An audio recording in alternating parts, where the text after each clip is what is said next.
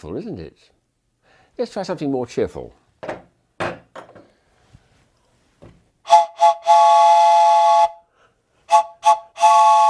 That's better. These are made by Acme for orchestras, orchestral three-tone whistles. But here are some of the other whistles which I've bought over the many years for children really to play with rather than orchestras. And all of them have some sort of action or a bit of fun with them. This one, for instance, one of a series made by a German company Faber in the 1980s, whistles, but the action is to make those little race cars move. Without the whistle, it goes very fast. And you then got to decide which one is the winner. And every one of these has the same type of impeller underneath, and when you blow hard, they'll perform. This one's a charming little hurdy-gurdy for the fairground. That's complicated because they're going different ways, these ones.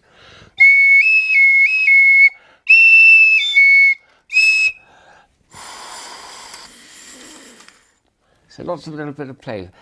This will make a different sound and this will cut out the whistle noise. And children can be inventive with these ones because there's plenty of things going on.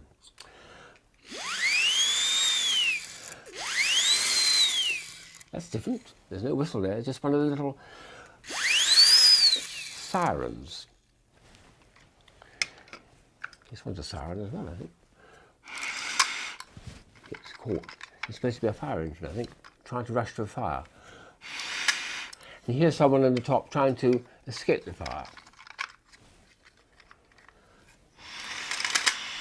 Yes, well, the fire engine's crashed into the house, I think. This is a bit cleverer because they've got an excellent sound effect for this one. It's a swanny whistle, but in addition to that, it's got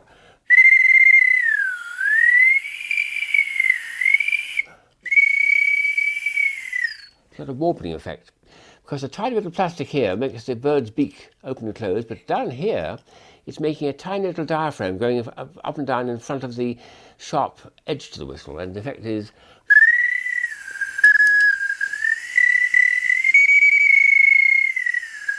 it has a lovely kind of vibrato effect.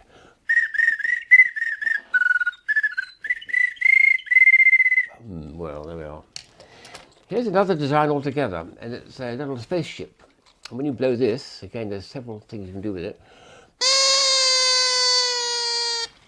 And you push these and stop the pilots from moving. And I've got a softener there by putting my finger over the bottom hole.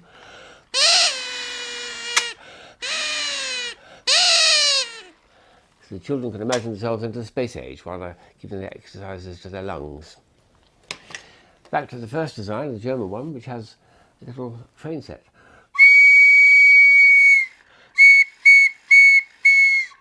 Going through the mountain. Isn't that cute? An extra sound there too. Here's a nice idea. It's the old little bit of loop of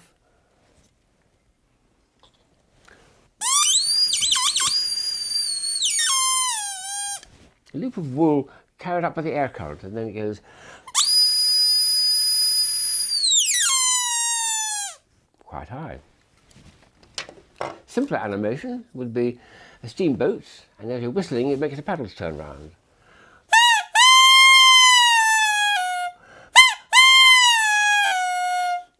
I think it ought to make the mournful sound of that first whistle I showed.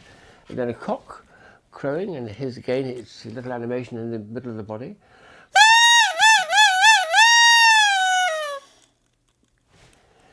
A neat little aeroplane here. I like this because the propellers are being impelled by little air currents that are being directed onto their blades. That's nice too, there's a jet noise, isn't it?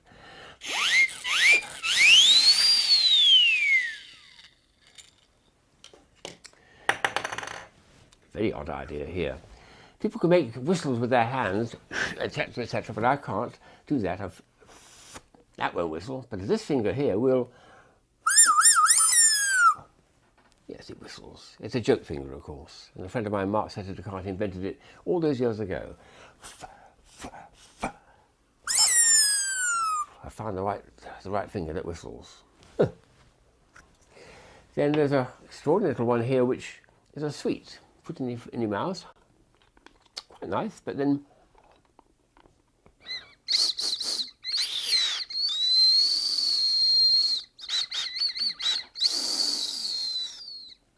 to do that, you must have a small cavity in the middle of the sweet, otherwise it won't actually create the effect. Something similar to this one here, which again will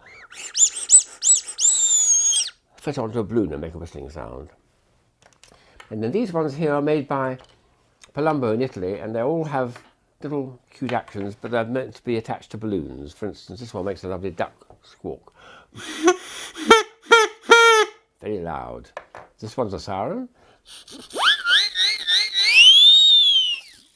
This one is the duck call, but it shows the actual mechanism in the front there. So you put it into your mouth and go very loud, and a two-tone.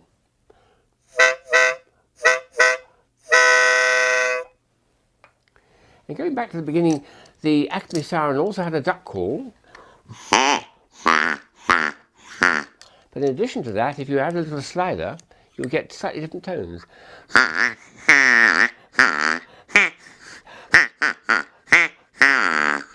And the last one to show is something that the Japanese have added to their list of folk toys. It's a whistle which you don't blow. Well, you can blow across the edge there, but what you're supposed to do is twirl it in the air, and then you get a lovely, quite chaotic bird sound.